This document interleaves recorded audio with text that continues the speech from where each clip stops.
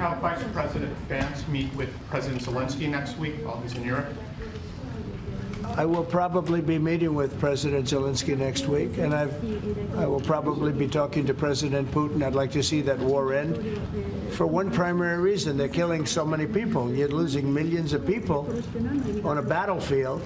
In this case, mostly the battlefield. You have 800,000 or 900,000 Russian soldiers are dead and very badly wounded, and the same thing with Ukraine. You have probably 700,000 with Ukraine. The numbers they gave are a little bit lower than that, but I believe those numbers aren't correct.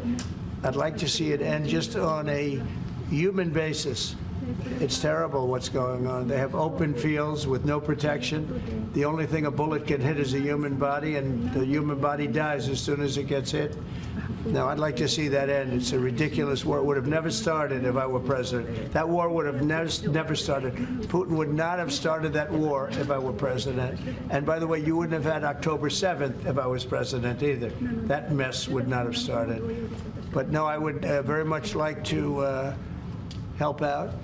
One of the things we're looking at with President Zelensky is having the security of their assets. They have assets underground, rare earth and other things, but primarily rare earth.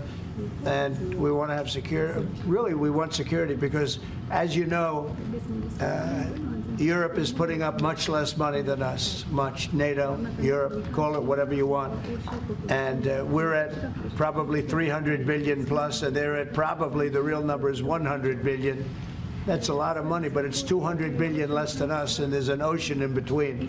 And they need it more than us. So we're asking them to equalize and get even. But we're also asking President Zelensky for the security of, you know, we're putting all this money up, and we're saying, where does it stop?